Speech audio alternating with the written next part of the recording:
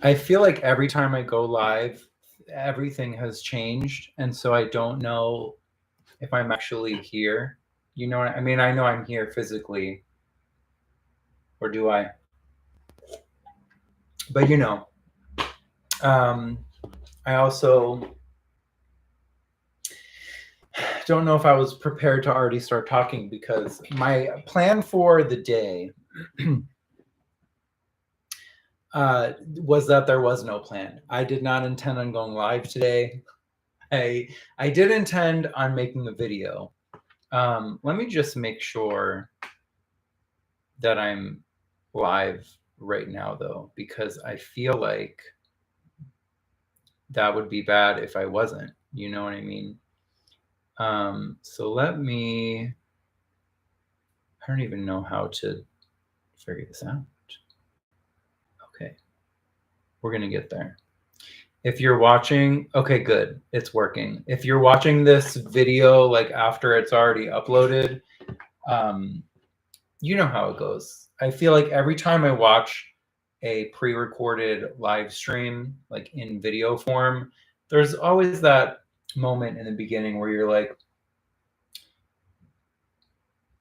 okay, this is that moment.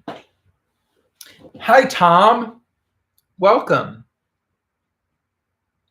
I haven't been live for quite a long time. I feel like the last time I did a live stream maybe was 2 years ago, perhaps. Also, don't mind. I'm going to draw attention to what I don't want you to pay attention to, aren't I? Don't pay any mind to the mess back there. Just pretend that doesn't exist. Hello, welcome. I feel like. Oh, also, yeah, I know. I just did the thing. I apologize. What was I gonna say? Oh no. I also forgot that I can't edit myself in a live stream. So it's gonna be fun. But yeah. Hi, Jocelyn. Welcome. So I figured, so this is what happened today, okay? So I was like, okay, I'm gonna make a video today. I didn't have any specific ideas of what I wanted to do. So I was thinking like, okay, what can I do today? Haven't played GeoGuessr for about a month. I'm like, that would be fun. I can do that. Maybe I could like go on Sporkle and play, I don't know, like do some kind of quiz, some flag quiz or something. I could have like written a little video about the etymology of a word. That would have taken a little longer. So probably that wasn't going to happen. Or if it was going to happen, I would have written it today and then filmed it tomorrow. So, okay. Oh, wow. Okay. Hello. Alex, this is your first time watching a live on YouTube. I'm glad you're here today. Lucifer, welcome to the stream. Everyone welcome Lucifer to the stream. Okay. Before we go into, I do want to, oh my gosh. It's like I have 5 brains inside and each of them are telling me what to say. Let me go back for a second a little here. Okay, so all of my ideas for videos, I was like, what if I just live stream? And so something I've been wanting to do, and I mentioned this on Patreon in the secret vlog on Patreon the other day, like last week. If you didn't know, I do secret vlogs every month on Patreon at the end of the month. And yeah, so in this one, I mentioned that I kind of got a hankering for a new language, since my Japanese has pretty much all but been frozen in time. I I don't know. I would just want to try something new that I can, give up in a few months as well. Um, I am well, Ken is well, and Warden as well. Warden is taking a nap over there. Maybe at some point during live stream, he'll, poke his head up and come around the corner, and I will have him greet you. But he's good. He's comfy. But yeah,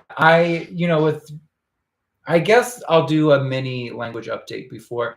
Okay, we can start probably, well, it'll be 2 my time, so like 12-ish minutes. Let's see if I can figure out how to manage my time for 12 minutes. Habibi, thank you. I'm here for it as well. Okay, so yeah, I decided that I kind of wanted to learn some Arabic. I like dabbled a little bit, just trying to learn the alphabet or the abjad, like the writing system, on Duolingo, like just a couple, lessons over the course of like a few years, Do I remember anything? Probably not at all. But we're not actually going to focus on writing at all today. My idea for today is to do like these audio lessons from an app called, actually, I should have put it in the description, but I will put it in the chat right now. And I will put it in the description when this video is uploaded, like when it's done. But the app is called Language Transfer. It's free. And they have, I think, like 7 maybe different languages, and I think he just added music, so you can learn music things, music theory, I think. And it's really cool. It's kind of like podcast, sort of like a conversational format where the host, the creator of the app, is teaching someone a language. And so there's the host and then the student. And so what ends up happening is like you learn with the student. And so you not only do you learn from what the host is teaching, but you learn from the student's mistakes as well. And so it's really cool. I did it for when I did my month of learning French. Was that last year or 2 years ago? Anyway, I listened to the French one. I listened to the Spanish one. I listened to the Italian one. And it's really good at connecting whatever language you're learning to English or to other languages, like, cognates in different languages. All of the Romance languages have a million. There's a lot of actually words from Arabic in Spanish. All of the words in Spanish, I don't want to say all, but probably like most of them, that start with al, like alfombra or almohada. So it's like rug and pillow. Both come from Arabic. Even in English, like algebra. Hello? Aladdin. Easy way to remember this. But yeah, so I figured today we would go through, I don't know how many. Let's see how many lessons there even are. I think there aren't that many, but like we also probably aren't going to do all of them, are we? Okay, there's 38. Excuse me. And then yeah, they're like $6. I almost said $6. It's free, by the way. Did I mention that? 6 minutes to the longest one I'm seeing here is like 11 minutes each lesson. So I don't know what the math is on that. I mean, I guess it's possible we could just be here and just go through the entire Arabic like lesson thing. But we'll see. But yeah, before we start that, I guess I will give you a little language update. I was thinking about making this video by the end of the year, and it's not been a very productive or like advancing year for me language wise. I felt like I don't know, my focus just has been all over the place. And I think when it comes to languages, Spanish has been taking like most of my dedication, and then it would be like Italian, and that's pretty much it. Like the other two languages that I started in the beginning of the year, I actually no, it wasn't even the beginning of the year. It was 2 years ago, I think. That's sad. When you put it in those terms, that's kind of sad, because I'm like, well, I told myself that I was gonna, do this thing, and then suddenly somehow 2 years have passed. How does that happen? I don't know. But yeah, so my Spanish I'm still not comfortable like speaking. I don't know, like I still can't think of words when I'm trying to talk to people. I still like just I don't speak with the fluency or like the fluidity that I would like to speak with. I use Hello Talk a lot, or I've been using Hello Talk a lot recently to practice. And so I have some like language exchange partners on Hello Talk that I talk to almost every day. I want to say like at least like every other day. So that's like typing and also voice notes, and they also have voice calls on there. Just to like practice. Oh, what was that sound? Was that something? Oh, okay, anyway. Yeah, so where was I? See how just like a little like wait, hold on. Okay. I was like, there's a little live button up here and it says 12:10. And I'm assuming that's how long I've been live, but then the number only changes like every 5 or 6 seconds. Like now it says 12:22. Anyway, so yeah, when it comes to Italian, I use Spanish Dict. Got to be careful with how my enunciation on that app name. I love Spanish Dict. And so I would use that for Spanish, and then I would use Duolingo to practice Italian, and then I have like some of my books and stuff to read, or podcasts to listen to, or music. And then, oops, did I just mess that up? Hold on. Okay, no, we're here. We're here. Okay. And then, sorry, I get off track so easily. It's ADHD, baby. Oh yeah, Italian. So I recently, like maybe a month ago, I just want to I want to like advance my Spanish as quickly as I can right now. So like I switched my Duolingo language to Spanish as well, and I haven't practiced Italian in the past month. But I do plan on like reading my Italian book, just so I can like keep it somewhat active, but really have like my main focus on Spanish. Because I want to be able to feel comfortable conversationally. And I still don't feel that way. And it's because I don't practice speaking, or I hadn't until recently. Or I'll go through waves of like practicing, and then, only reading or only listening to podcasts. But an input is important.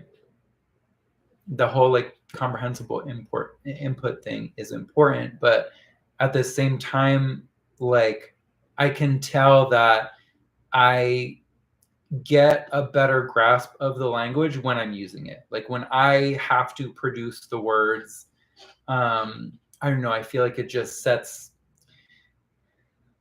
patterns in your brain, like when you have to use it, like you're searching for the words, or you make a mistake and then you don't want to make the same mistake next time, so you like learn from it.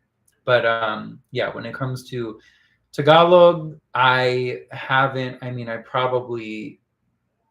listen to Filipino music, so like sometimes I'll sing along, or like I'll learn words to things, but not really the meaning. So I can sing along to a Morissette song.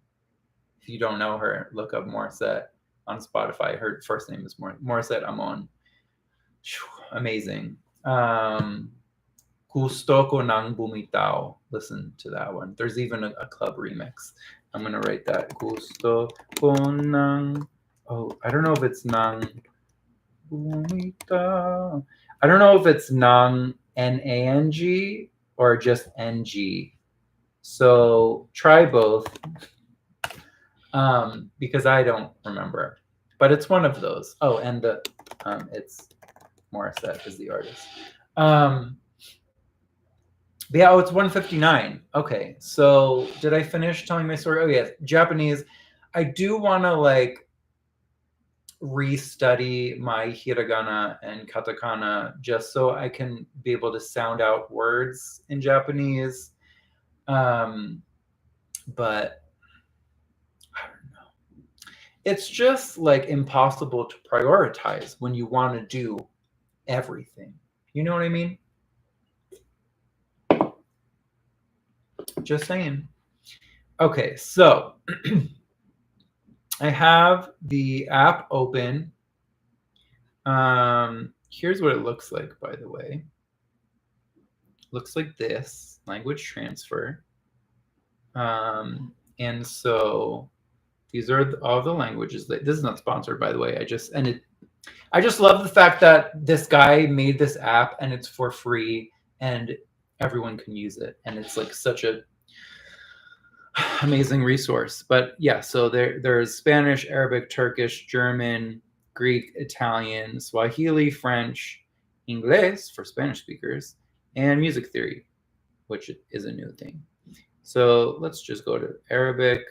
Don't pay attention to the fact that I'm on lesson 4. We're going to start with lesson 1. I don't even remember what happened in the lessons. So, well,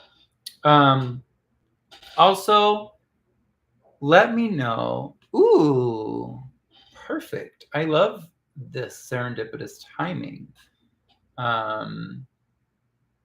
Okay, so let me know if you can hear this, because I'm not an audio engineer. But let me know, and then I will try to adjust.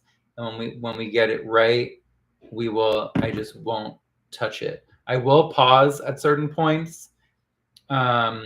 He's gonna say stuff like,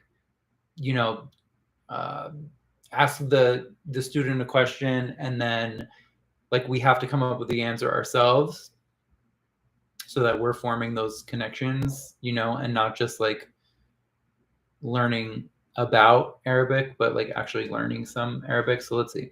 Okay, let me know if you can hear this, or if it sounds okay. And welcome to Introduction to Arabic, our newest completely free course. During this course, you won't only learn to speak and manage a great amount of Arabic in very little time, but also you should develop and explore the thinking processes, skills, and habits which will turn you into a master language learner in control of your own learning process. During this experience, we aim to challenge the relationship we are taught to have with information in mainstream industrialized education systems, which tend to heavily focus on memory rather than on understanding. With the thinking method, we will dissect Arabic and use Arabic to explore the phenomenon of language. So whatever we look at it to understand it, rather than feeling intimidated by having to rely on memory rather than comprehension. In this way, we have a sense of ownership over the knowledge that if we were memorizing, we would only feel like we were borrowing. Unlike other language courses, you won't learn any set phrases, fixed expressions, or anything of the kind. You will build up all of the sentences that we create during this course through your own thinking processes and understanding of Arabic. The course is recorded with a volunteer student, and the course you are about to listen to is an edited version of this real-life learning experience. The student here isn't an actor and doesn't have a script. I will be asking the volunteer student to perform mental exercises which will result in the construction of sentences in Arabic. These exercises you must do yourself out loud, then continue listening to the audio to see how our volunteer student answered. These exercises are not tests, so it's important not to rush, to take time to build up your answer piece by piece. We must think slowly to learn quickly, and once we've said a sentence, we should feel free to forget it. The sentence isn't important, it's the building process. Don't try to memorize anything. Memorization is an extremely distracting and superficial process. I say don't memorize rather than don't remember, because remembering and memorization are two very different things. You will find yourself remembering, but not through active memorization. The more you abandon the habit of memorization and just relax, listen, and think about what we are discussing, the more information you will find yourself assimilating. Of course, some words you may have trouble recalling, and that's natural. Don't worry about that. Just follow the advice in the audios about how to recall or dig out information that you think you may have forgot, and enjoy building your sentences. Remember, you can always repeat the course, which should alleviate any anxiety you might have about remembering. You are seeing this is the most important point. I need you engaged with me 100%, which you cannot be if you are trying to actively memorize anything. Don't write. You will carry around your new language in your head, not in a notebook. If you write down any particular word, for example, and whilst we are constructing our sentences, you are looking at this piece of paper with that word written down, it's a very different mental process than finding that word in your mind. That piece of paper acts something like an external brain cell. You might then find it difficult to construct sentences without relying on this piece of paper. So that's funny because it reminds me of when, like, I don't know, like I used to know everyone's phone number by heart, and then you kind of just end up using your cell phone as like your external hard drive, and I don't know anyone's number anymore. That's why it's important not to write anything down and experiment with the methods that we've seen in the audio about recalling anything you may believe you have forgotten. Find a comfortable place to do the audios where you can relax and concentrate. It's not a good idea to have it in the background in the car or during cooking. Much better to find a place and a time during the day that you can dedicate solely to your learning experience. It's also important to find the time of day where you feel bright and with energies to think things through. It's much better to do little often than a lot all at once. The point is to have a healthy relationship with learning. Don't stretch and press and stress yourself. Make the activity something you enjoy. Whenever you feel tired or disengaged, take a break and come back to it later. Take charge of the learning process and take charge of making it something you engage with in a positive way. Don't cram unnecessarily or force yourself to do that extra track when you can already feel yourself drifting away. Okay, so good point. I guess we won't be doing the whole course today. But I guess, okay, how will we decide when we want to pause? And then also by the end, if we're liking how it's going, maybe I'll do another live stream like in a couple days, and then we'll like continue together until we complete the whole course. I don't know. We'll see. Just me. Using headphones may help you to tune out from the outside world and concentrate on your learning journey. It is of the utmost importance that you don't just listen and follow the audios, even if you are listening and following and everything is making sense. If you don't pause, participate, think, and work out the answer for yourself before you hear the answer, you will not be having your own learning experience, but witnessing somebody else's. If you don't pause and work out the answer for yourself before continuing with the audio, you'll finish knowing a lot about Arabic, but not speaking Arabic. Sometimes our student takes a second to reply, sometimes 30 seconds or more. In the editing, a short pause has been left for you to hit the pause button and embark on your own mental journey. Don't rush this journey. Remember, it is this thinking process which is making us internalize the language. So take your time to think things through steadily. If it's been a while since you had to concentrate like this, then don't worry. You will notice your concentration span increase very rapidly. Don't worry even about memorizing this advice. It will be revisited many times during the course. Now, not only are all the courses at Language Transfer available for completely free download, we are also an independent and unfunded project. This allows us to simply create the best courses we can, rather than focusing on creating the best courses money can buy.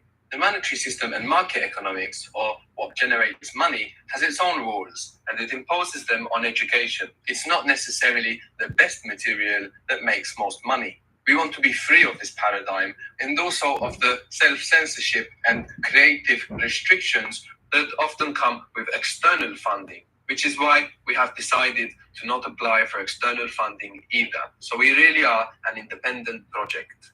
If you want to help us maintain this freedom and continue to produce more life-changing courses, then please do donate through our website, www.languagetransfer.org. Thank you for joining us, and let's begin.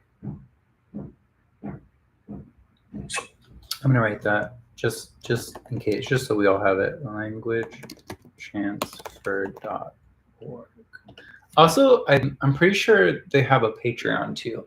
But I have to double check that. It's been a while since I checked. Oh, before we start to learn Arabic, I want to tell you a little bit about Arabic and the Arabic-speaking world. So you probably know that different dialects of Arabic are spoken all over Northern Africa and the Middle East. For example, Morocco, Tunisia, Egypt, Iraq, and Yemen are all Arabic-speaking countries. But to understand this linguistic situation and how Arabic is used in different places, first we must speak about the difference between a dialect and a language. The only difference really between a dialect and a language is political, in fact. There was a saying that I like quite a lot by one linguist that says, the only difference between a language and a dialect is an army and a navy. The difference is just political. So when countries are forming, some dialect is chosen to be the language, to be the official dialect of the country. But in fact, there are no languages and dialects that are only dialects. Some dialects we choose to call them languages.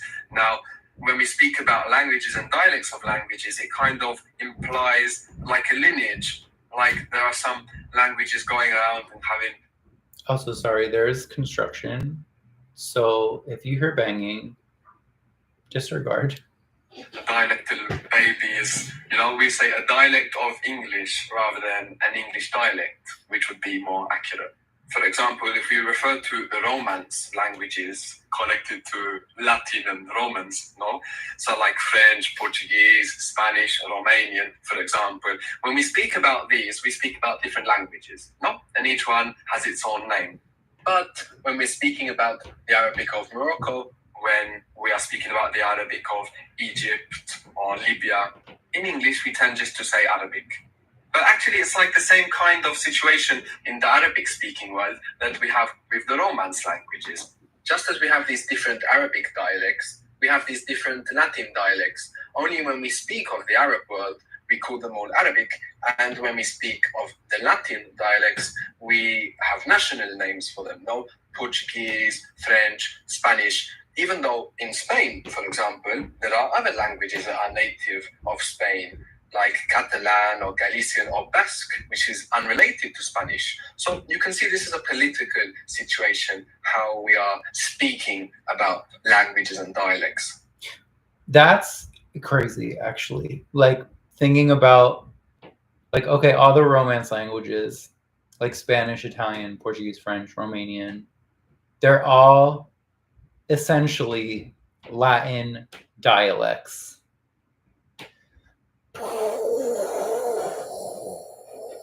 Hello? I mean, I always heard that like Arabic is super different in each country. And so like I know already that in the Arab world, Moroccans I think are like the hardest to understand or something like that, or like their dialect is just super different than other places in the Arab world.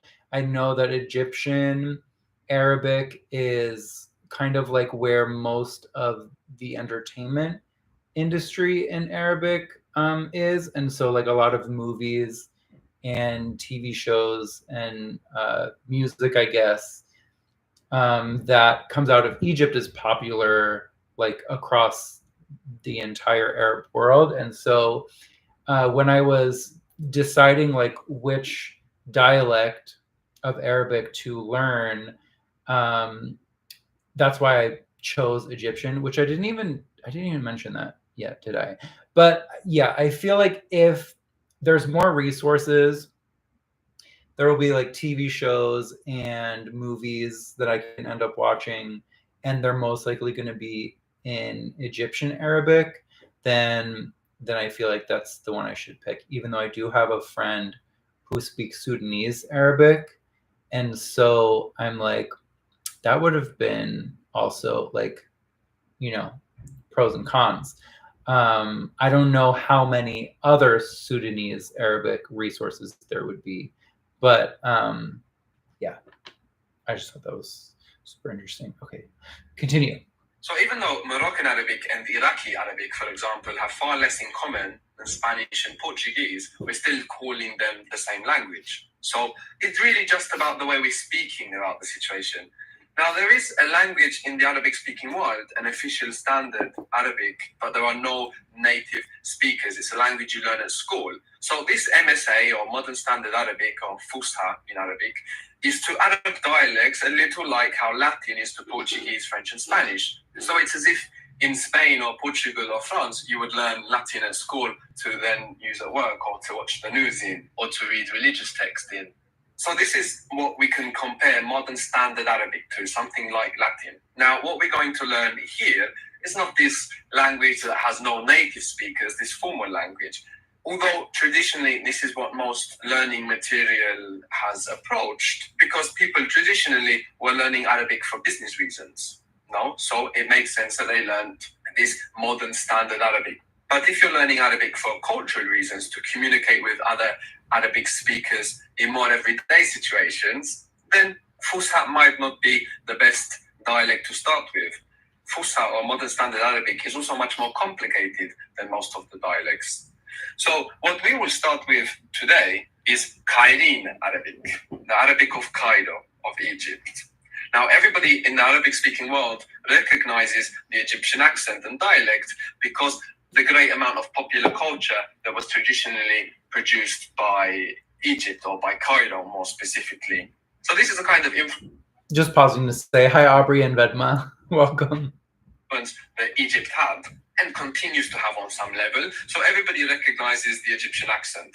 So we begin learning the Egyptian dialect, looking at Arabic in a way that will allow you to, with your Egyptian Arabic, work out things from other dialects of Arabic that you hear. This doesn't mean neither that you need to preserve this Egyptian accent that we're learning.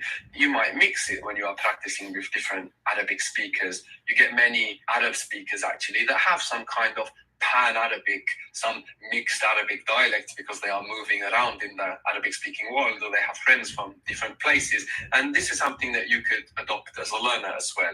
So we're choosing this dialect to begin our investigation of Arabic in, but it doesn't necessarily mean that you have to stick to Egyptian. Even if you are learning for business reasons, then it's still great to do this course because of how we are going to look at and think about Arabic, using Egyptian as an example, but embarking on a way of approaching Arabic which is applicable to all Arabics. So let's get to know the personality, let's say, of Arabic. One of the most interesting and distinguishing things about Arabic, all Arabics, and other Semitic languages as well, like Hebrew or Aramaic, for example, is what we can call the root system. In Arabic, you have certain sounds or combinations of sounds associated with certain meanings. We'll see how that helps to be a speaker of Algerian Arabic, for example, and understand people in Qatar. So you have mostly three sounds which together and in their specific order have something to do with their specific meaning. For example, you may have heard the word Habibi, a term Habibi used very often in the Arab world. Have you heard Habibi? Yep. So Habibi literally means something like my darling, but it's not necessarily romantic in any way. It's used between friends, between men. It's extremely common. So in Habibi, we have three consonants. No? If we strip away the vowels, we have three consonants there. We have ha, ba, and then b again in Habibi. Now this ha, ba, in this specific order, not just these three sounds. So these three sounds all together in this order, ha, b, relate to liking and loving. So many words that have something to do with liking and loving will have these sounds in them. So actually the word for love, hob, you can see again those same sounds according, hob, H or BB, a double B on the end there. You get the word mahbub, which means popular. There we have a ma, which is not Mahbub. Mahbub means popular. There's a channel that I don't think they upload anymore, but it was called Reactistan, and they were like a group of people from a village in Pakistan, and one of the guys' names was Mahbub, so I guess his name meant popular. It's cool. I like it. Part of the root, it's part of the pattern, and we'll talk more about that later. So we ignore that, and we have the root ha, ba, in the word popular, mahbub. We can also see this phenomenon in English words which have come from Arabic. The root in Arabic for traveling, for example, the three sounds which we find in words that have something to do with traveling are so, fo, ro, so, fo, ro. Does that sound like any word that we have in English? Chauffeur, that is a good guess, but it's safari, good, safari, so, fo, ro. And this word, whilst of Arabic origin, found its way into English through Swahili. We have in English sherbet, this is sweet, I don't know if you know that. And we have syrup. Here the sounds changed in English, but they are from the root sh, r, b, which you as a Turkish speaker actually might be able to guess what the root sh, r, b has something to do with. How do you say wine in Turkish? Sharap. Huh? So sharap is about drinking, not alcohol, all drinking. Sherbet is a sweet that was based on a sweet drink. Syrup, you can see that it changed quite a bit. And then we have the word for drink in Arabic, which is mashroob, like a drink. Again, we have this ma, like we had in mahbub, that's something else. But again, in mashroob, you hear sharab. So you can see, again, you can identify these roots. So this is a very interesting element of Arabic that we have. Are you guys like repeating the words he's saying too? I just realized that I was doing it. I feel like sometimes, I mean, well, you're probably supposed to, but like sometimes I will like parrot things just without realizing it. So just a tidbit of information. Okay, good. You're also saying it. Perfect. Usually 3 roots, sometimes they're 2, sometimes they're 4, very rarely the 5. But usually 3 roots that relate to a certain meaning that we will find throughout the Arabic language. Lesson 3. So Arabic has sets of sounds which in their specific order relate to a general meaning. We saw ha, b being about loving or liking, as in habibi, my dear or my darling or my friend even. We saw sh, r, b related to drinking, as in sherbet and syrup, these English words of Arabic origin. We saw soforo related to travel, in safari in English, which is also, of course, of Arabic origin. We have sifara in Arabic, meaning embassy. Again, with those sounds for traveling, soforo, sifara. So there are sets of root sounds which relate to different general meanings. And then certain patterns we can fit those root sounds into to give us a more specific meaning. And this is what we will be most interested in during our exploration of Arabic. A good working knowledge of roots and patterns in Arabic allows you to guess the meanings of words you don't know and to experiment with forming words that you otherwise wouldn't have. Thanks for joining, Burrito. I'm glad that you got your YouTube to work again. Oh, I pressed the wrong button. I meant to press play. I did not. Now I will. So right from the outset, we want to establish the habit of identifying root sounds in the vocabulary that we see. You want to do this whenever you come across a new word. Try to identify what are the roots. Now, in the simplest words, to identify the root sounds, we just have to get rid of any vowels. The word for coming in Arabic is gay in Egyptian Arabic. Gay. Gay. Good. I'm sorry, I'm really immature. Let me stop. How am I saying it? Gay. Do you notice something there that might sound odd to an English-speaking ear? The Y seems longer than usual. Good, there's two Y's there. So just so we're clear, gay means coming in Arabic. Continue. Good, and you must pronounce them both if you have two Y's in Arabic. You will hear them clearly and you must reproduce them clearly. Gay. Good, gay. So what are the roots here? Gay, yeah, you mean? Yeah. Gay, yeah. Good. Gay, yeah. There's two yeah, just like we had two B's in Habibi. This is possible. Now, the order of the roots is never going to change. If the order changes, then it's a... Oh, yeah, I forgot. The words change if the speaker... Like the speaker will... Hold on, wait. How do you explain this, Phoenix? The speaker, like, decides what gender they use when they're speaking, like depending on who is saying it. Not like in Spanish where... la mesa is the table, and the word itself, like the table is not feminine, but the word itself is feminine. So the object, it's dependent on the object, but in Arabic, it's dependent on the subject. Oh, who the subject is. Okay. Interesting. Okay. I wonder, I'm sure he'll go over that. I'm like, I hope he does. No, but I'm sure he will. Changes, then it's a different root. It's a different meaning. So we keep this order, just as we had for love and liking from Habibi. Here we have... Oh, and Devin, I'm just literally the beginner Arabic. Like, we're all learning together right now. I just decided that I wanted to learn some Arabic, and sometimes you want to do something and then you just start doing it. It's for fun. But I don't know any Arabic besides Habibi or Habibi, Shukran, Marhaba.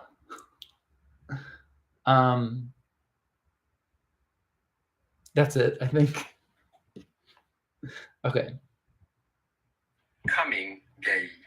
The word for I in Arabic is ana. Now in Arabic, generally speaking, there's no word for am, there's no word for are, there's no word for is. So if you want to say I'm coming, you only have to say I and then coming. So how would that sound? Okay, how would that sound? Ana gay. Ana gay. Habibti. Oh yeah, Habibti too. Does that count? Okay. Ana gay. Ana gay. Ana gay. Good. Very good. Ana gay. If it's obvious, you mean you. No. Maybe somebody calls you and says, where are you? And you want to say, I'm coming. You don't have to use the word for I. Oh, so kind of just like, I'm here. Like someone's picking you up in their car. They're texting you, I'm here. And then you're like, coming. Okay. So then that would be just gay. Wow. Ana gay also means I am gay because gay is borrowed from English. That's iconic. But do you not say the second Y then? Is it instead of like Ana gay, it's just Ana gay? Like just one Y, not the whole elongated tail end? One Y. Okay. Amazing. Phoenix, I'm so glad you're here. So it would just be gay. There's no problem there to put Ana gay. But you don't need to all the time. If by the context is obvious who you're talking about, you can just use these words by themselves. We won't use any unhelpful grammatical terminology in this course, but still some words it's good to define what are they, because you'll notice in language that certain groups of words or types of words behave in a certain way. So it's good to clear up what is a verb. A verb is a to word in English, a word we can put to in front of. To go, to come, to be. Now, we told in English that verbs are doing words, which is not a necessarily useful description because to be, you're not really doing anything. When you say he is a verb because is comes from to be. You don't say he be, you say he is. So we want to think about it like that. Verbs are words that we put to in front of and the words that come from them. So to go, he goes, she goes, it's all verb. Oh, exactly, like Spanish.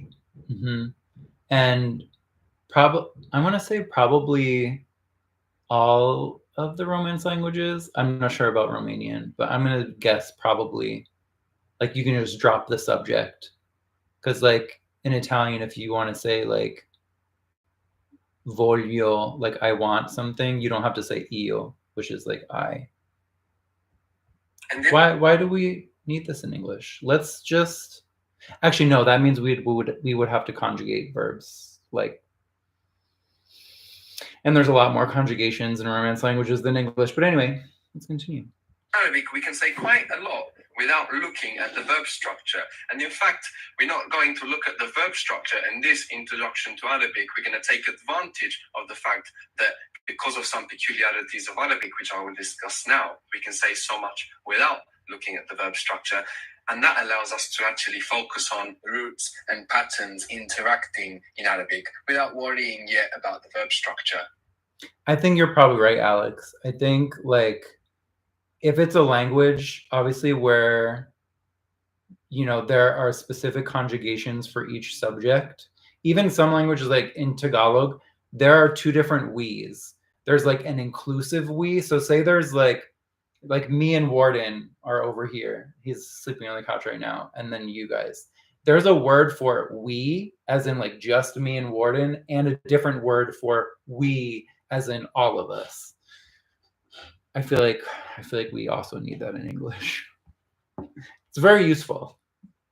So there are two main reasons why we can say so much in Arabic without looking at the verb structure. One of these reasons is that we have no word for is or am or are. So to be in the present in Arabic is mostly invisible. So that allows us to make sentences with am, is, and are without using those words. So for example, we said I am coming, which was Anagay. Anagay, good. And the other reason we can say so much without specifically addressing the verb structure is because words like gay aren't actually verbs. In Arabic, words like gay are adjectives describing words like yellow, big, sad. They come from verbs, of course, and they are fulfilling the meaning of verbs. Here we would use a verb in English, I come, I'm coming. No, but in Arabic, this is actually like a describing word, an adjective that comes from the verb and it behaves as such. So, for example, if you were a female and you say, I'm coming, you don't say anagay, you say anagaya. And you anagaya. Oh, so you just put like an at the end. I wonder if that's the case for every verb or if it's going to change based on the root. Let's see. An A for feminine. Anagaya. Good. So anagaya. So whilst we're using this to say I'm coming, it's kind of more like something like I'm the coming one, let's say. Just as you might say the yellow car, the big car, the coming car. Yellow and big, they are adjectives. And then the coming car, again, it's like a describing word. So this is what we have here in Arabic, actually. That's super interesting. Like thinking of a verb as if it were an adjective. Like I'm the coming one. I don't know if I would have even realized that could be a thing. But here we are. We need to understand from this is that these words, words like gay and we'll see others, don't behave like verbs, they behave like adjectives, which is consequently much more simple. So again, how would you say I'm coming? Anagay or anagaya. Anagay. Good. And if you are female? Anagaya. Good, very good. أنا gay, أنا gayة. Now that we know how adjectives behave for masculine and feminine, we can do something very useful in Arabic. We can turn our friends' names into vocabulary. In Arabic, names mean something. They carry some meaning. When you give your child a name, some of the time maybe you are naming them after somebody, and maybe some of the time actually you are choosing the meaning behind that name when you give that name. So to give you an example, you might have heard the name Kareem. Did you ever hear Kareem? Yep. Kareem means generous. So, whilst this is a name, the name actually also is an adjective. And that adjective, you can use it. You can say, I'm generous. So how would you say that? أنا كريم. أنا كريم. أنا كريم. Now, if you say أنا كريم, depending on the context, somebody might understand, okay, I'm Kareem, my name's Kareem, or I'm generous. Of course, from the context, you will understand that. And even in Arabic, people sometimes kind of make jokes with this double meaning. Yes, exactly. So, أنا كريم, I'm generous. What if you were female? أنا كريمة. أنا كريمة. أنا كريمة. And you did something very natural there. There's a long vowel on Kareem. أنا كريم. And you made it shorter when you put the A. أنا كريمة. And that's correct and very natural. Have you ever heard the name Amin? Yes. Yeah? You have it in Turkish as well? Yeah, we have. Yeah, I mean, it means to be sure. In Arabic, it's honest. You can see the connection now between sure and honest. When words move between languages, the meanings can change. This one is quite a slight change. And even in English, we sometimes use the word sure to ask if someone is telling the truth. We can say, are you sure? Meaning, are you telling me the truth? Are you sure? So that's very interesting. The way that word's changed, the way the meaning of that word's changed between Arabic and Turkish, it already does in English. So, Amin means honest in Arabic, and you can use it like honest, so you can say, I'm honest. Ana Amin. Ana Amin. And if you are female? أنا أمينة. Ana Amina. Good. Ana Amina. And of course, the names as well have a masculine and a feminine. So you may hear Karim or Karima as a name, Amin or Amina as a name. And you can ask people what their names mean. And also, you can ask or check by listening if it's used. Because not all of the names are used currently as adjectives. Oh, so that guy from that channel that I used to watch, Mehboob.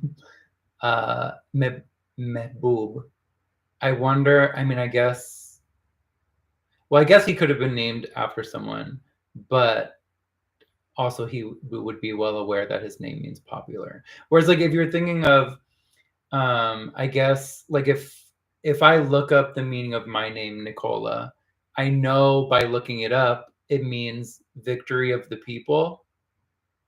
But, like, without looking up the actual meaning, I would have no idea. Like, it would just be like, no, that's just a name. What are you talking about? Or like if you look up then, like, I don't know, any like Brian or Keisha or Josie or like any other name that where the language isn't kind of tied into names having meanings as a part of the language. That's cool that Arabic, it's like if your name, like you already know what your name means. You know, you don't have to look it up on a website. Even if they're not used as adjectives, just asking people what their names mean and having a look what the roots are will increase the bank of roots you have to work with. How again was the word for coming? Oh no, did I forget? No, I didn't. Gay. Gay. Gay. Gay. Good. And you're pronouncing the two Y's very well. And I'm coming? Anna gay. Anna gay. Good. Lesson 4. The word for seeing in Arabic is shayif. Seeing is shayif. Shayif. Shayif. What? Shayif. Shayif. Shayif. The roots here. That's the first thing we want to do. Our first habit is to check out what are the roots. Shayifa. Shayifa. Good. Yeah, probably it is a mixture. Yeah, that makes sense. So it's good to mention that sh is one sound, even though we write it like 2 letters in English. Sh, y, Then we have the root for seeing. I don't know if you ever heard in English, and I think it's quite regional British slang, but I don't know if you've ever heard take a shufti. Have you ever heard that? Take a shufti. No, I think it's an army slang. Some slang, of course, comes in from the army. No, so to take a shufti in English means to take a look. And shufti is actually used so female past tense, so it just kind of came in to mean a look, and we can see the connection between the shufti and shayif. Shayif. So how do you say I see or I'm seeing? Ana shayif. Ana shayif. Ana shayif. Good. Shayif. Now in Arabic, when you're writing Arabic, you write long vowels, and you don't write short vowels. Now we've already seen an example of a long vowel and a short vowel. For example, Kareem, Kareem. Can you tell me which is the short vowel and which is the long vowel? Kareem. The must be the short one and the E must be the long vowel. Exactly, Kareem. So when we're writing Arabic, we write K-R-E-M, Kareem. So that R is not actually written. Bit long. Can you hear the circular saw or whatever it's called?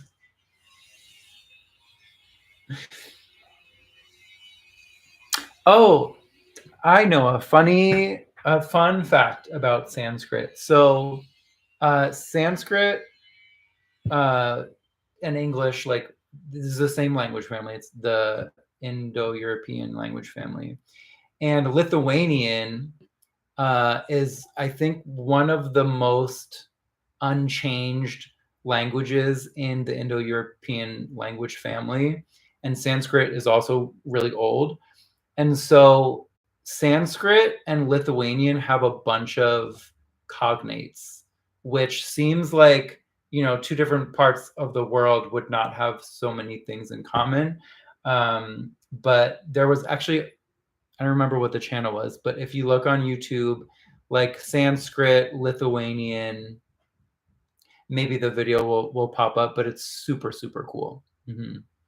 Like you can tell, like it's not mutually intelligible, of course, but there are just words that are like too similar to, like, you have to know that these languages are related at some point, and it's super cool. Oh, okay. So, but Sanskrit is also just used for like religious texts or like historical texts. So in South, like, do you speak Tamil or?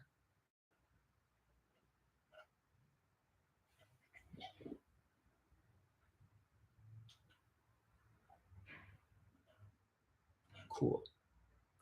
There's a singer that I really like, and she is Tamil. She also sings in Tamil sometimes, Priya Raghu.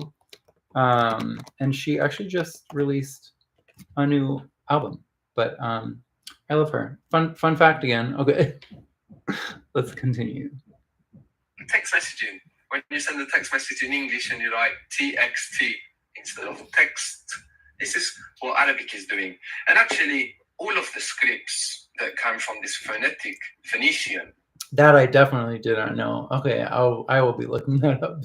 Root, Russian, Greek, the Latin script that we use in English, Arabic, they're all from the same root, and none of them actually used to write these short vowels. We adapted them afterwards from other letters.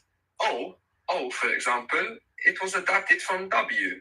And then you can look at the Greek script, for example, and you can see in the Greek script you have this shape that looks like a W, which is pronounced like an O. And then you can look at the Arabic script and you can see that the same letter makes W and the long O sound. So you can find all of these connections between them.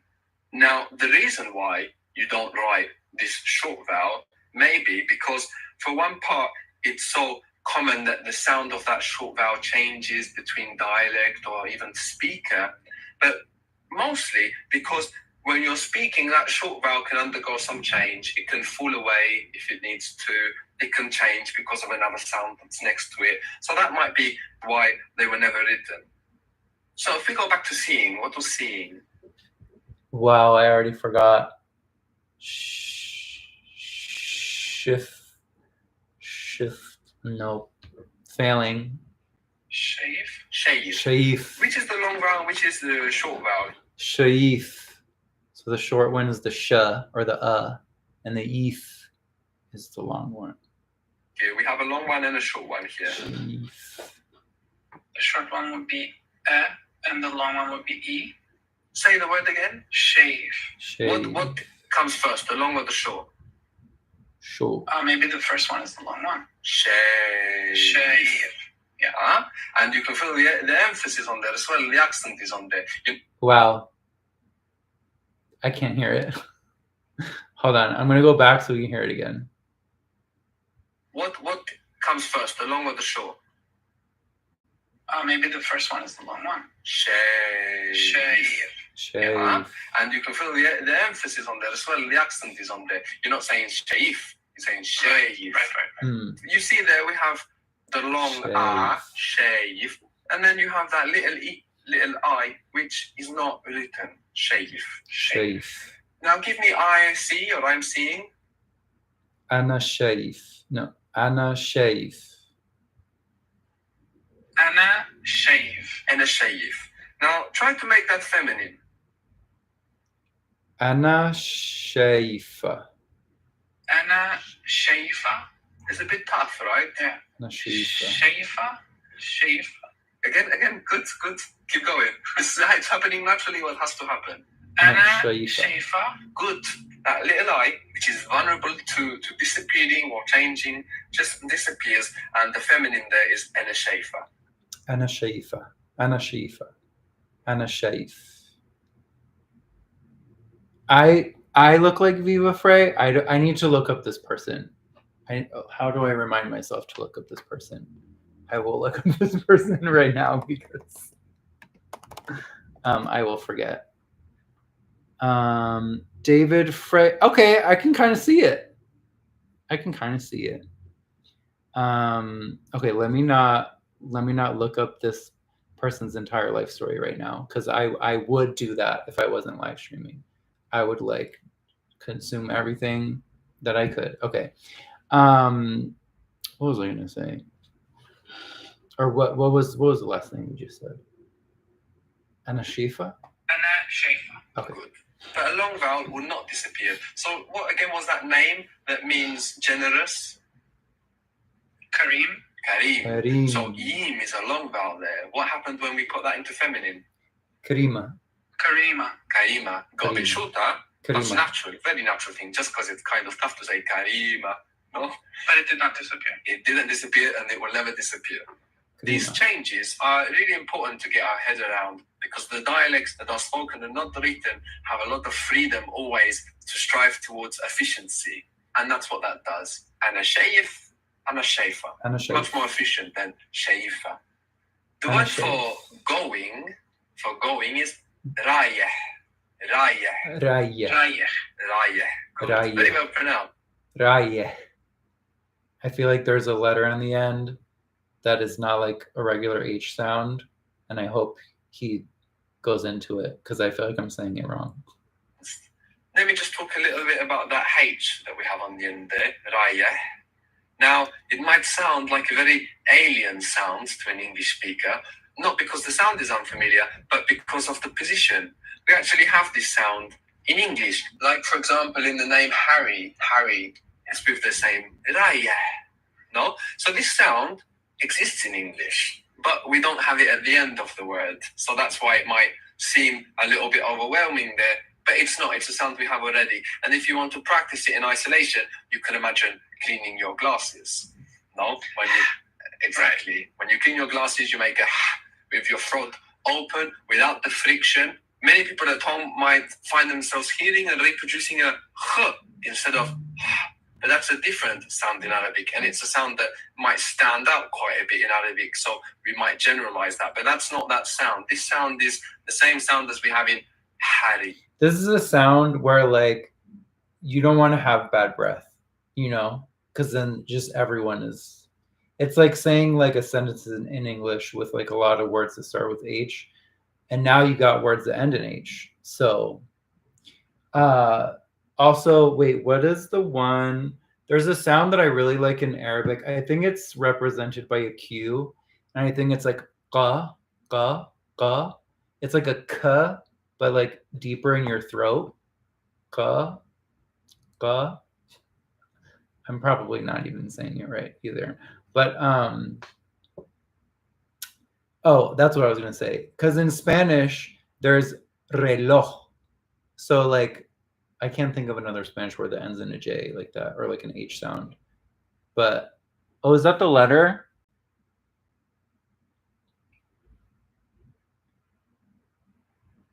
Oh, fun. Okay. I watched a video the other day of it was like learn the Arabic alphabet in 7 minutes. I was like, okay, girl. But I did like there were some good mnemonic devices that I feel like I will employ in my learning journey. Well, I said it well. Yes. 1 point for me. Thank you. Shukran. رايح رايح رايح. Do Raya. it in isolation. Raya. Raya. First, you're breathing on your glasses. Oh, there's also ein, right? Ein. That almost sounds German to me. Sorry, I'm just thinking of random letters off the top of my head. We're not even at that point yet. No. Really imagine the glasses. This will really help. You see? رايح. Raya. So, I'm going. Ana raya. أنا رايح. أنا رايح. So now we have أنا رايح رايح. for going. Can you identify for me what are the root sounds? What are the 3 consonant sounds here that have something to do with going? R, ya, h. Ra, ya, ha. Very good. Ra, ya, ha. How did you say I'm seeing? How do I keep forgetting this word? Shaif. Shaif. أنا شرفة. I forgot. So go to the roots. I'm glad we're on the same page. Roots will help you remember. So what were the roots? Shaif. Ana shaif. Ana shaif. And for feminine, it became? Ana shaifa. Ana shaifa. Shaifa. So you can use that actually as a model, as a template to generalize with. So if you have a word that has a similar pattern, like shaif, rayah, they don't sound very similar. But if you're looking from the Arabic perspective of patterns, you can see actually they have the same pattern. It's called Language Transfer. It's a free app, and I spelled that wrong, but you get the idea. And they have like, I forget. We just counted them at the beginning of the stream, but there was like Spanish, Turkish, Swahili, French, German, Italian, Arabic, Inglés para hispanohablantes, y music theory. Was that 9 things? Was it 9? I think it was 9. I might be forgetting one. I don't know if there was a Portuguese one. There should be. I want to learn Portuguese too. But yeah, you should definitely download it. It's really cool. I will be listening to these lessons like over and over again until I don't forget Shaif, right? Ana Shaif. Ana Shaif. We'll get there. We will get there. Oh, yeah. This guy's accent is it's no complaints here, you know? Shaif. No? So just the shaif became shaifa. Rayeh would become raiha. Good. So for feminine, I'm going. It is ana raiha. Ana raiha. Good. Ana so let's make a quick read. Ana raiha. Okay, so ana rai. Ana rai. No, gotta try it again. I gotta listen again. We have coming. What is coming? Coming. Gay.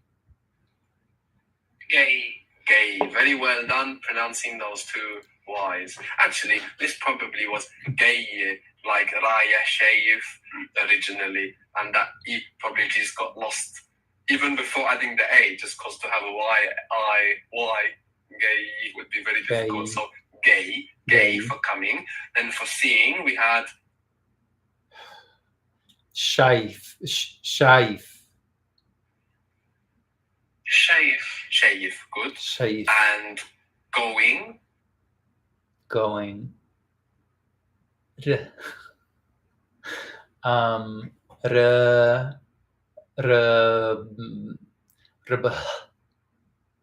Wrong. Raya. Okay. Raya.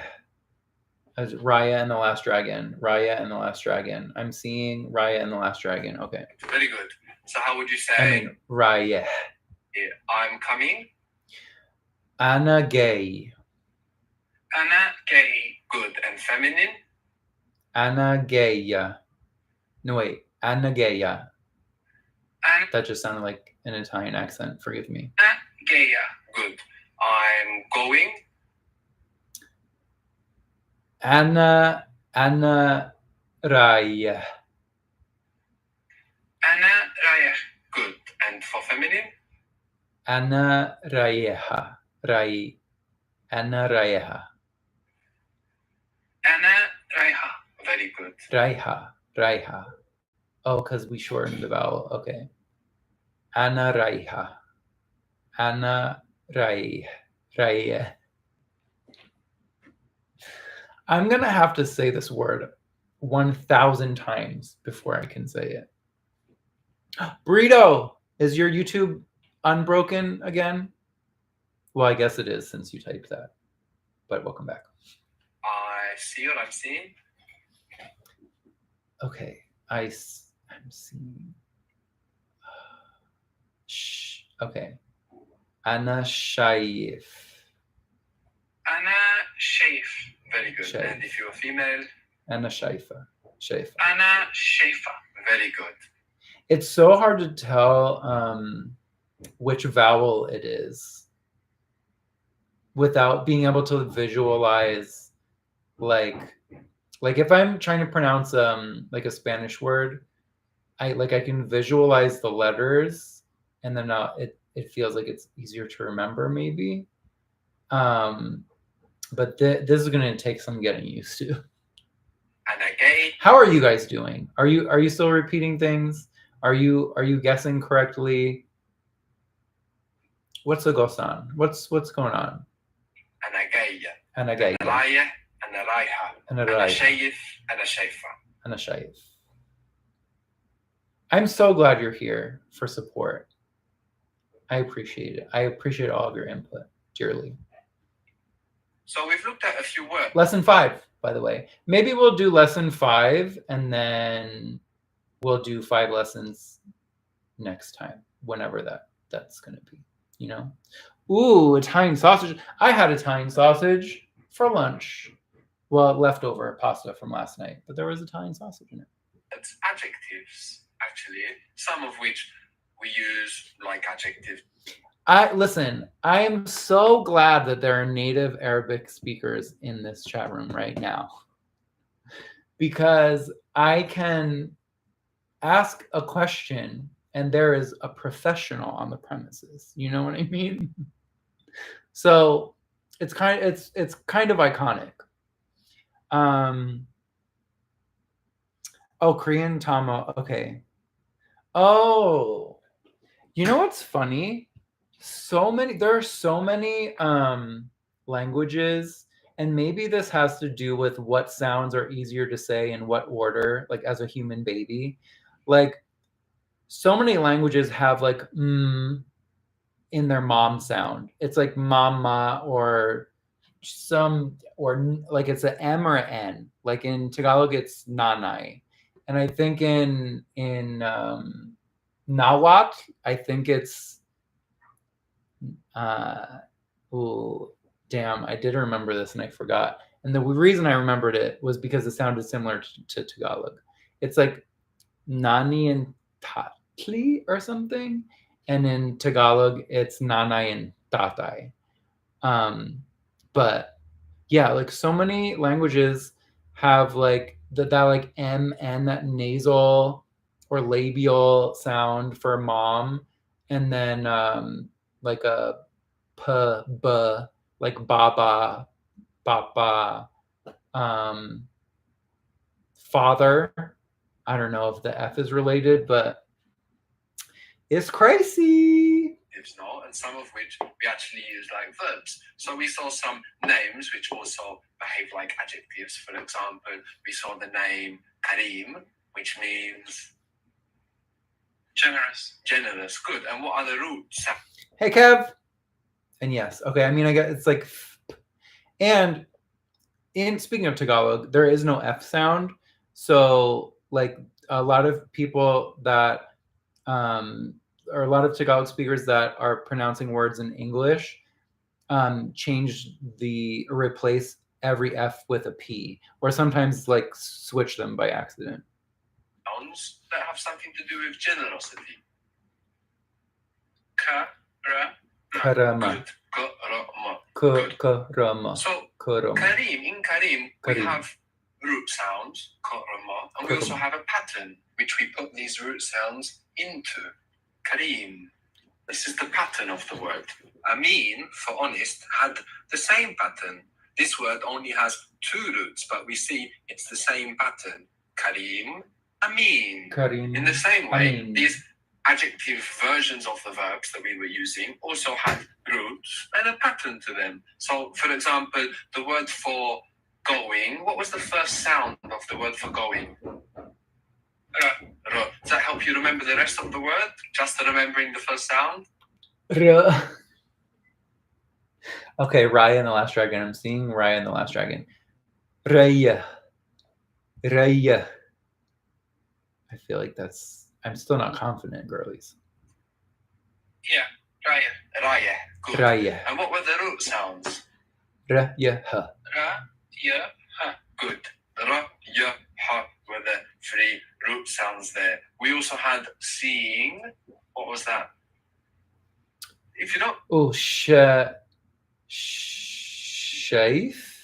Remember it. Try to think just of the first sound. Shaif. Very good. And what are the roots there? Shayafa. Shayafa. Good. And we had the word for coming. Oh, coming was... What was coming? Reb... Oh no. Gay. Good. And the roots? Wait, was it? Yeah.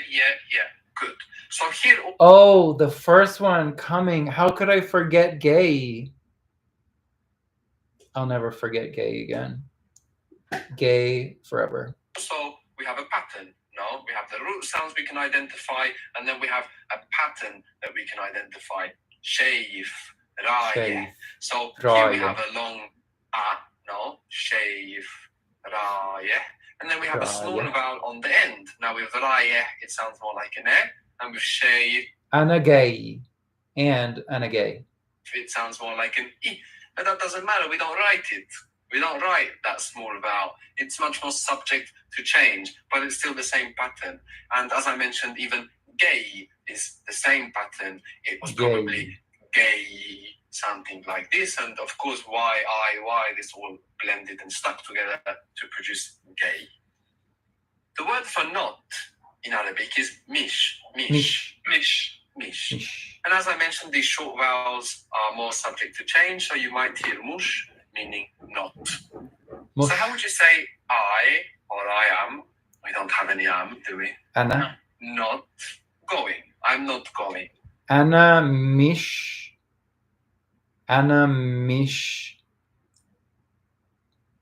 raya. Anna mish raya. Anna mish gay. That's I'm not coming. Anna mish raya. Very good. Anna mish raya. And if you were female?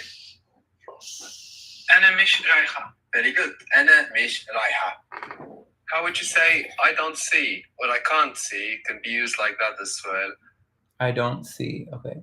Anna mish raya. Anna mish raya. I don't see, I can't see.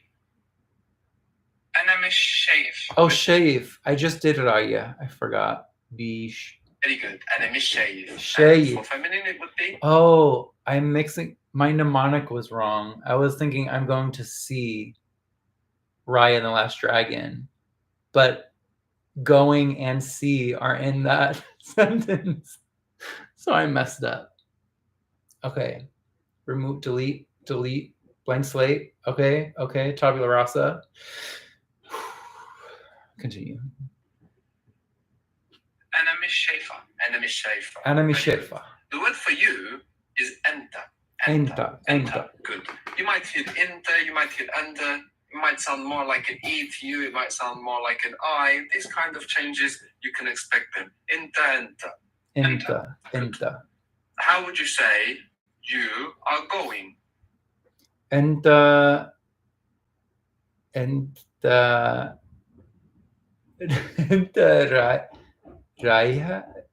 راي. Oh no. أنت راي. أنت رايح. Now, make that رايح. a question. All you have to do to make that a question in Arabic is to make it sound like a question with أنت رايح. a voice. أنت رايح. Good. How do you say are you coming? أنت جاي. Sounds Italian again. I gotta stop it with that. أنت gay. Good. أنت جاي. How would you say you're not coming? أنت مش جاي. أنت مش gay. How would you say aren't you coming? أنت مش جاي. Very good. أنت مش gay. How أنت مش جاي. would you say don't you see, can't you see, don't you see? أنت مش شايف. Very good. So enter is you talking to a male. The female version is empty. So we get enter and empty. Empty. So empty for female. So if you want to say to a female, can you see, do you see? أنت مش. Oh shoot. أنت مش شايفة. No. أنت مش شايفة. How would you do that? أنت شايفة. Very good. أنت شايفة. And don't you see, can't you see? Still أنت to مش شايفة. female. أنت مش شايفة. Very good.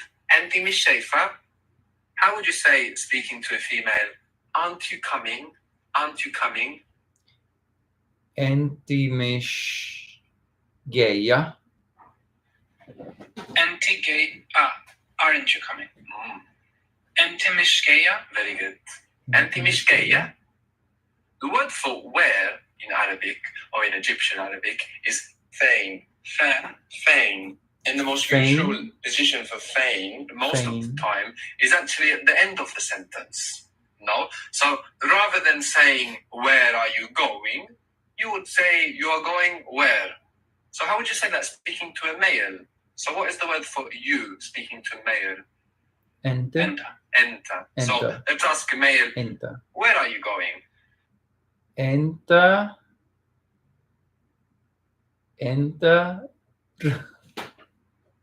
Going was raya. Enter raya. Fay. Enter raya fan. Very good. Enter raya fain. Fain. Good. Fain. And to a female? I forgot the N. Fain.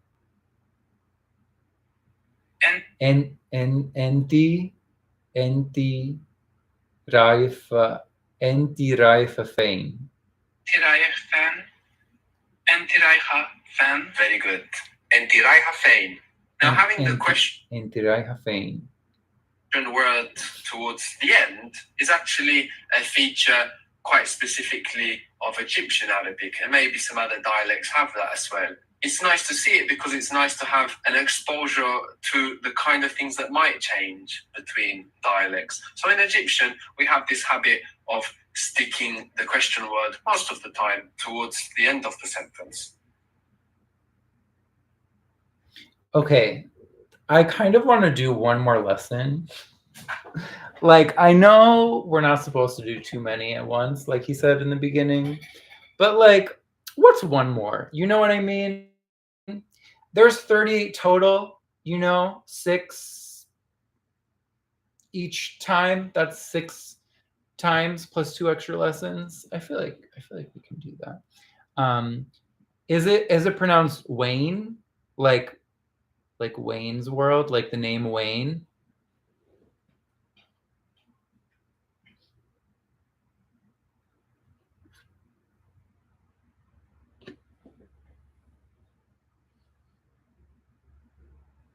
Oh my gosh, Alex, Finnish. I like, even though I've never like tried to learn any Finnish.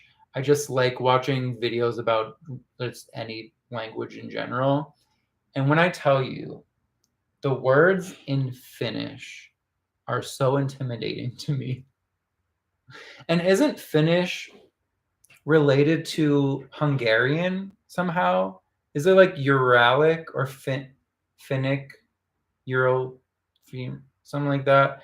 There's a lot of consonants in Finnish. That's what I'm saying here. Um, okay, Wayne, Fane. What dialect is Wayne, or what is your dialect?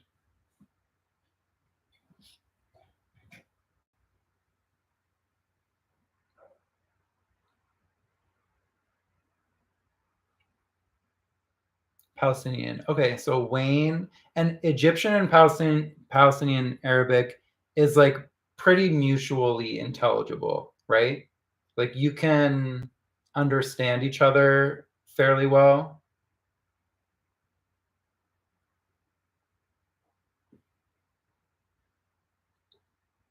Finnish and Hungarian are the same family, not mutually intelligible, yeah. But I think both are like probably similar levels of difficulty coming from like an English speaking perspective.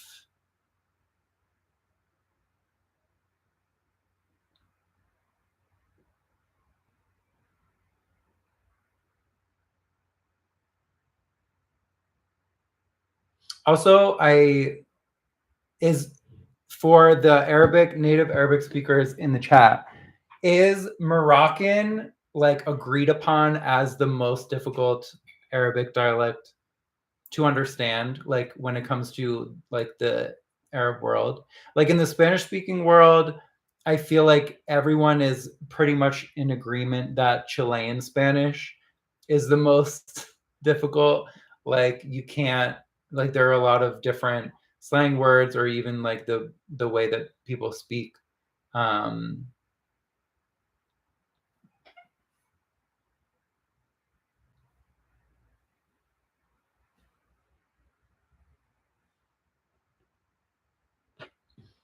Makes sense. Makes sense. Okay, let's go. Let's do one more lesson. I feel like your hubby is Chilean. Okay. Hmm. Moroccan, Algerian, and Tunisian dialects are kind of similar. Okay. Well, yeah, that makes sense. Are all neighbors, and Libyan, I guess. I don't know. I'm guessing. Um, Spain Spanish, yeah, is kind of a pain, and I think that's mostly for me. It's mostly the way they pronounce. It's the thetheo, like the Z's and the C's. It's just it sounds so different to my ears, like being accustomed to like hearing Latin American Spanish be spoken everywhere, like in the United States. And it definitely makes it like a barrier. It's like harder to um, listen to, or harder to like understand people from Spain. But Chilean Spanish, if you've ever like looked up someone speaking Chilean Spanish at like native level, like native speed and stuff, oh girlies, no, I can't do it. I've never studied Hungarian, so I wouldn't know, but Finnish has a lot more. Yeah. Unusual language structures. Basque is super cool too, especially being a language isolate. Like, part of me is like, I I would want to learn Basque, but then the resources and the amount of people or the lack thereof to like actually practice with makes it a little difficult. You are trained out of the th sound in Spanish. Yeah. Hmm. Oh, Argentina. Argentina also has like an Italian flavor to it, like in the rhythm, and I think also maybe some of the words. I'm pretty sure in Argentina you don't say cerveza for beer. I think you say birra, which is beer in Italian, but correct me if I'm wrong. You've sung in Basque, Hungarian, and Finnish. That's iconic.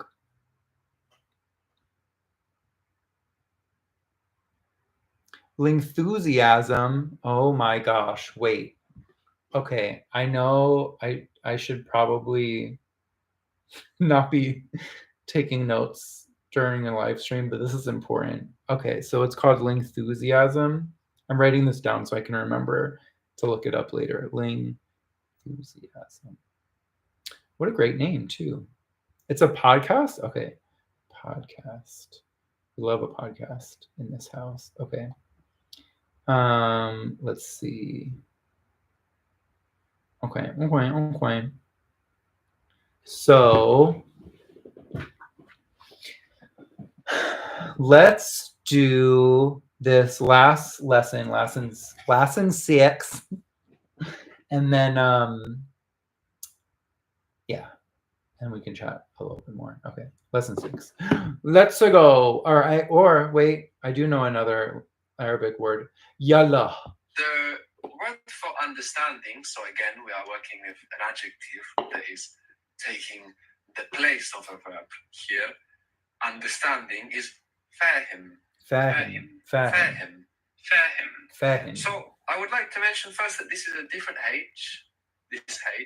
This is more like a H that we have in English, an everyday thinner H, like in the word here. Fahim. So you can think of here and reproduce that sound. Fahim. The sound we had in Habibi, which H is it? Is it the H like Raya? Habibi. Or is it the H like Fahim? Raya? Let me repeat it. Habibi. It's the one in Raya. Very good. Habibi. Good. Fahim. It's important then when you come across these H's to register which one it is. So afterwards, later, you're not confused in the moment of reproducing the word. No? So when you get the word, you want to kind of make a mental check. So fahim means understand or understanding. How would you say I understand? Ana fahim. I don't understand. Ana mish fahim. I don't understand where you're going. What? Ana mish fahim. Fame. Ana mish fahim. Ana mish. Animish. I already forgot the word because I was trying to think of the other word. Hold on. I'm going back 10 seconds. I don't understand. Animish fahim. Animish fahim. Fein. Animish. Oh my gosh. Going. Rub. Raya. Animish fahim fein raya. Good. I don't understand where you're going. So in Arabic, actually, what we're going to say is, I don't understand you're going where. No, we keep that order of having that question word at the end. So Animish fahim raya. فين. Speak to a male. I don't understand. You're going where you're going. أنا مش فاهم أنت رايح فين. Very good. Oh. But the fan, I really kind of want to hear that long. Yeah. أنا مش فاهم أنت رايح فين. أنت. I forgot أنت. Whoops. Forgot the subject. Good. أنا مش فاهم أنت رايح فين. أنت رايح فين. أنت رايح فين. Very good. And you notice again that fahim, again, it's the same pattern, no? This pattern that we're using to create these adjective verb versions, let's say, from the roots. Same pattern as raya, shaif, fahim. How would you say I don't understand as a female? Don't understand. أنا مش فاهمة. أنا مش فاهمة. Fahma. So it's fahim, and actually, when that, it sounds like an E, doesn't it? Fahim. But it's actually a long A, and a long A in Arabic, we'll see many examples of this, tends to actually kind of sound more like an E. So when it becomes shorter again, when we say fahma, there actually it starts to sound again like an A. Fahma. فاهمة. So فاهمة. I don't understand as a woman. أنا مش فاهمة. أنا مش فاهمة. Fahma. Good. فاهمة. So that fa in fahim, more than an E, is actually just like a long elongated A. فا. So you will find when an A becomes long in Arabic, sometimes it sounds like an A. No, fahim. But then when it's shorter in fahma, naturally it becomes shorter then, or just like raya, raiha, رايح. shayif, shayfa, fahim, fahma. I don't understand as a woman. أنا مش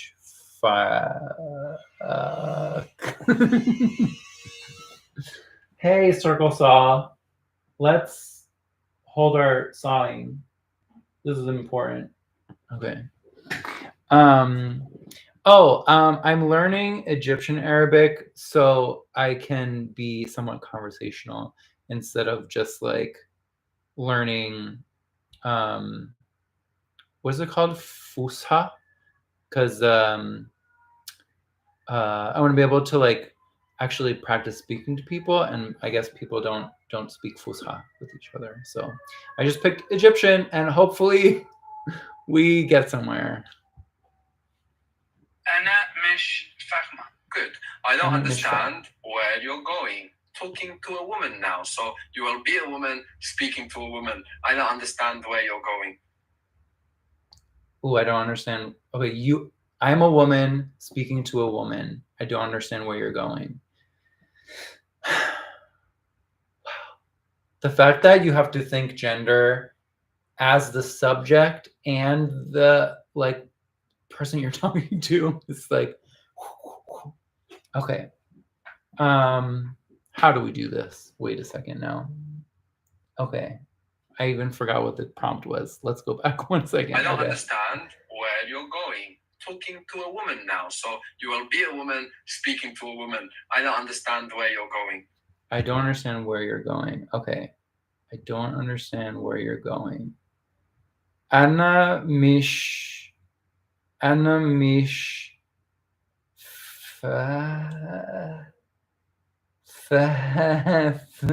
No, I forgot understand already. Okay, well. أنا مش فاهمة.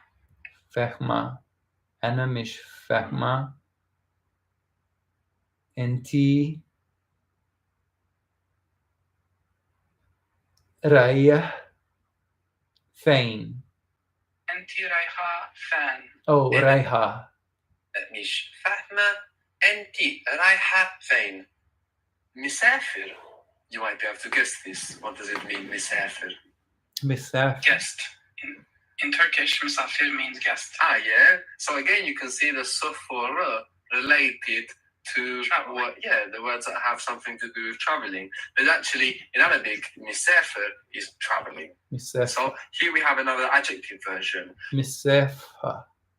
Now it's the same pattern with the exception of the fact that we have that little mi at the beginning. رايح فاهم رايح مسافر. No, same pattern, but it's مسافر. So it's the same pattern with an extra me on the beginning. That makes sense. Okay, so it's like safara. Or like I've seen also people typing in Arabic with Latin letters, and it's just the consonants. Like if you write Safari, they would just write SFR or something like that, and maybe there's like a 7 in there somewhere. I don't know what that means yet. The 7 or like I think there's a 3. Oh, maybe the 3 is ein. Is the 3 ein?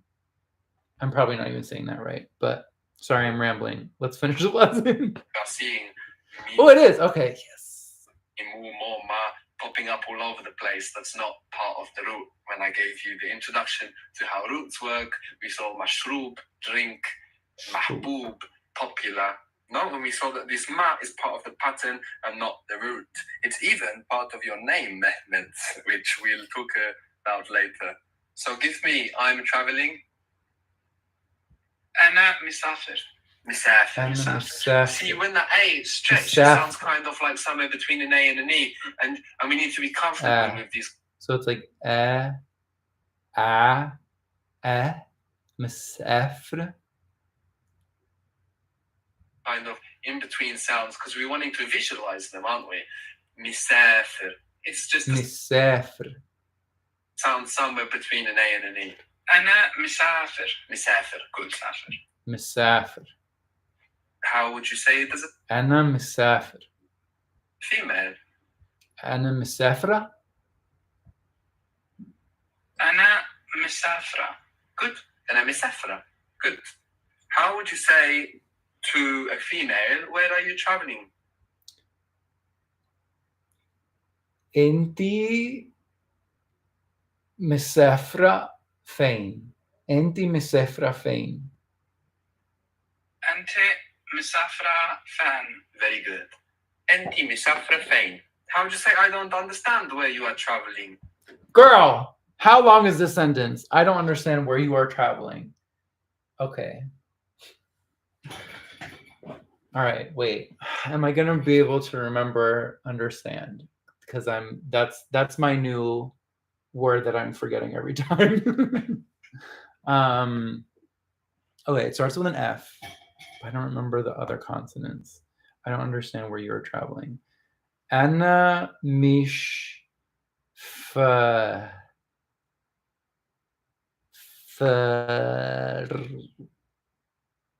Damn, no, I need it. I don't understand where you are traveling. To a female still. Okay. Ooh, thanks for the hint. Okay. Anna mish fahim. Oh, to a female. Anna mish fahma. Inti. Inti.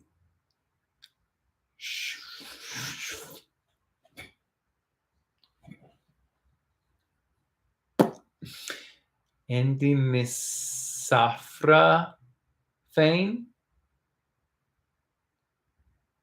Okay, so let me try to put it all together again. I don't understand where you're traveling. Okay. Anna mish fahma. Enti misafra fame. أنا مش فاهم أنت مسافرة فين. Very good. أنا مش فاهم أنت مسافرة فين. Very good. Again, I noticed the student keeps saying where wrong, and I wonder if where in Turkish is closer to like how he's saying it. Traveling. أنا مسافر. أنا مسافر. So we said that when we add on أنا مسافر. You would say Wayne inti safra. Oh yeah, he mentioned that in Egyptian Arabic, the question word comes at the end, but then in other dialects, it would come first. So that's interesting. So I wonder, like, if and when I get to a point where like I can watch things, it will be interesting to notice word like placement differences and stuff. And yes, thank you so much for writing them, because I wasn't doing great. Listen. This A, you know, that the I is vulnerable to falling away. So we say Anna misafra in the feminine. Anna misafra and Anna misafra. So this is a result of adding on something to the word. Now we have misafir, we add on an A, misafira, Misafir, misafir. Efira, misafra. Very naturally the I gets lost. But the I can actually even get lost between words. So in fluent speech, you might not hear Anna misafir. You might hear Anna misafir. Anna misafir. Anna misafir. So, I mean, I guess we kind of delete vowels in every language when we're talking fast, huh? I was thinking about this. Actually, wait, sorry. Let me finish and then I'll get to, then I'll ramble. And sefer. So the I of me, the first I, might even get lost just because in fluent speech, the M can join on to the Anna. Anam sefer. So it's not something you need to worry about now, especially that you will be thinking slowly. Anim in Tagalog means 6, I think. Build up your sentences, but it is something you may notice, and it shouldn't affect your understanding because, of course, you will hear the root sounds. Yay, we did 6 lessons. Yeah, I was just thinking, so in English, like, there's so many things that we say, phrases that we say a lot, and it's just mushed together. Like, after this, I'm gonna eat now. And you, like, if you're not, I guess, like, proficient or native in English, like, what do those sounds mean? I'm gonna eat now. Amna. A-M-N-A. Amna means I am going to. Hello? Or even like when people say, I mean, it's another one relating to eating, but like, do you eat yet? Do you eat yet? Like DJU or DJEET. It's like, oh, hello. And then like people who I'd get frustrated with someone else not being able to understand them. Like, if you grow up learning a language, whatever language you grow up learning, you don't really realize how hard it is for other people to learn it as a second or third language until you like really like stop and think about the sounds you're saying. Oh yeah. That's a really good one. Oh, wild. There was one with one of my language exchange partners. She's Colombian and she's learning English. And when we were like practicing one day, she said, I forgot what it was. I asked her for like, how do you say something? Or maybe she corrected me. And I was like, oh, gotcha. And she's like, huh?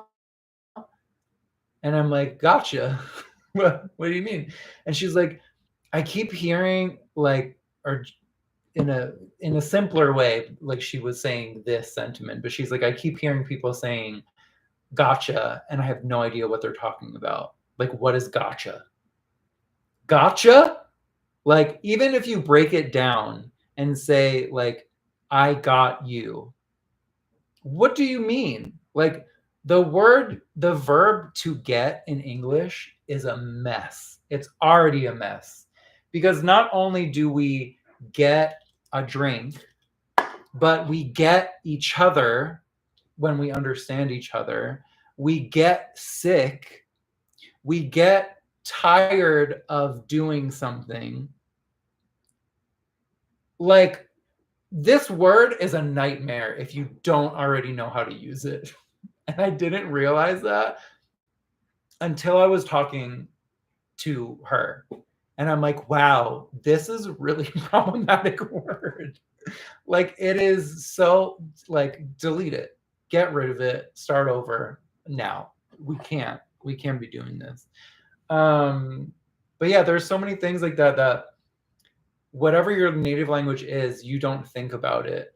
And I asked someone the other day, I was like, so when you're greeting someone, like when you're greeting someone in Spanish, and say like you are a like you work in a shop or at a restaurant or whatever, and you're greeting the guests or the customers that come in, do you always use usted? So basically, if you didn't know, Spanish has two forms of the word you. Actually, there's more than two, but basically, there's a polite form and a familiar form. So like you would use tú with your friends, or I guess with people of like the same age and stuff. And usted is kind of like you would use it with people who are older than you or people who like rank higher, like say like your boss or something. Um, and so I asked like, okay, but when it comes to like you're you work like you work in service, and a customer comes in or a guest comes in, and they're your same age and everything, do you always use usted? And she was like, usted? Um, I don't know if I always use usted. I say como está. And I was like, yeah, like como está is the usted form. And like you wouldn't say como estás. And she's like, no, I wouldn't say estás.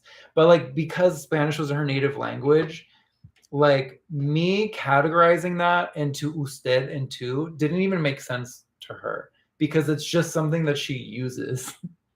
So it's like, I don't know. I like, not only do I like learning about languages that I don't know, but it's really interesting learning about my native language too. Like it's interesting learning about how English actually works and the things that we use that we don't even know that we use. Like there are just so many things that sound right and we don't know why.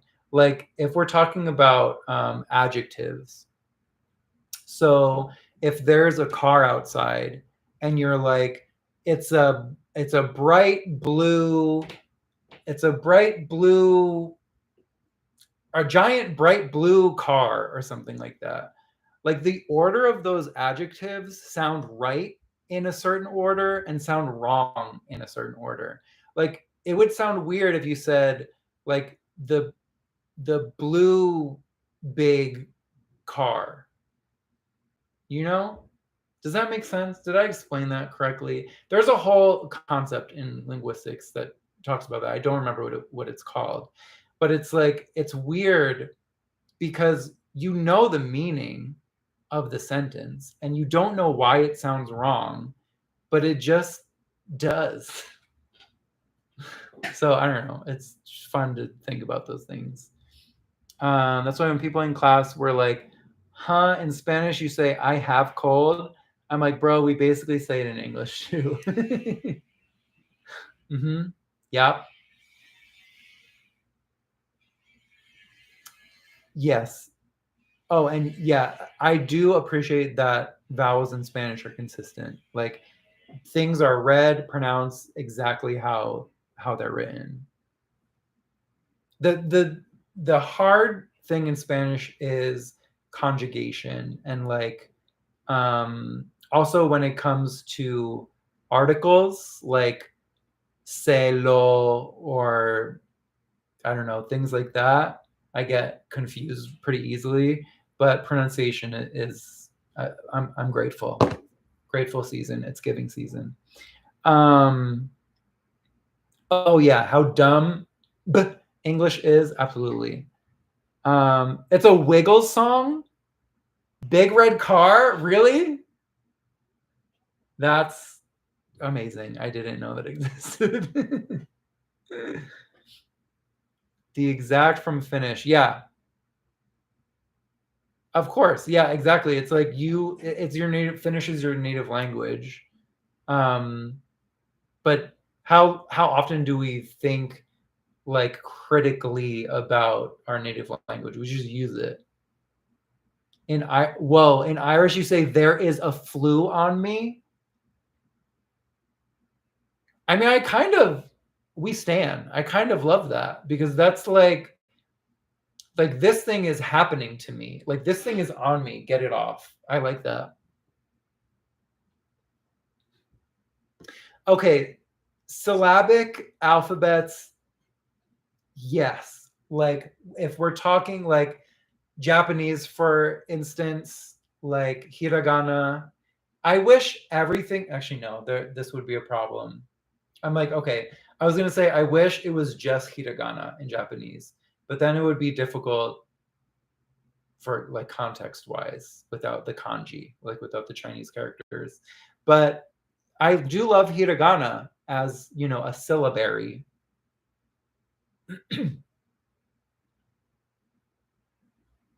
Oh, you say the same thing about emotions? Like there is an anger on me? Amazing. I think, okay, is Tamil kind of like the script is kind of like round and loopy? Or maybe I'm thinking of Malayalam. I don't know if which one I'm thinking of, but oh, okay. I love like the the shapes. I do really. I was thinking about like I kind of want to learn Hindi. I've thought this for literal years now, and I know like kitab, which I probably said in a wrong accent, which means book. But like I really one day I'll learn how to write in Hindi. I'll learn some Hindi. But yeah, this was a super fun live stream, and now that there's kind of like a thing, you know, it's kind of not really a plan, but it's so I know how to say book in Arabic too. Perfect. Yeah, Hindi, I can visualize. It's like straight line with like stuff underneath, or on top. But yeah, the one I was thinking of is kind of like, actually, let me just Google it. Hold on.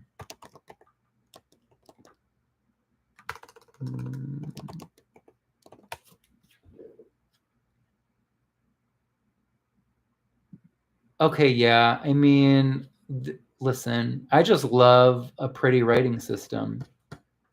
I'm looking up. Oh yeah, very loopy. Timeo's very loopy. I love that. One looks like it says 600T. That's a very long letter. Also, there's a letter that looks like it says fourth in cursive. This is beautiful. I love it. Also, there are some similarities with like Thai in the shapes that I'm seeing. But anyway, let me not get super off track. You're supposed to study Hindi, but ooh, yes, try it and let me know how it goes. But yeah, okay. Oh, you know what else? Who else has a really? What language has a really cool writing system too? I think it's Cherokee. Let me double check though. Cherokee alphabet. Is this the one? Yeah, this is the one I'm thinking of because it has some like cute little loops and stuff, but also there's a lot of Latin characters mixed in. So it's interesting just seeing it's kind of like a marriage of different scripts. But thank you guys for joining. This was super fun. I don't know when I will be live again. I feel like Wednesday, I might be like, I might just stream the same time next Wednesday, maybe around like 2 p.m. or like 1:45 p.m. And I might even live stream before that because this was really fun. So I forget every time that I live stream. I'm like, oh yeah, live streaming. Anyway, thanks for joining, and I'll see you guys soon. And thank you for participating. And it was just super fun. Thank you for being here. I'll see you soon.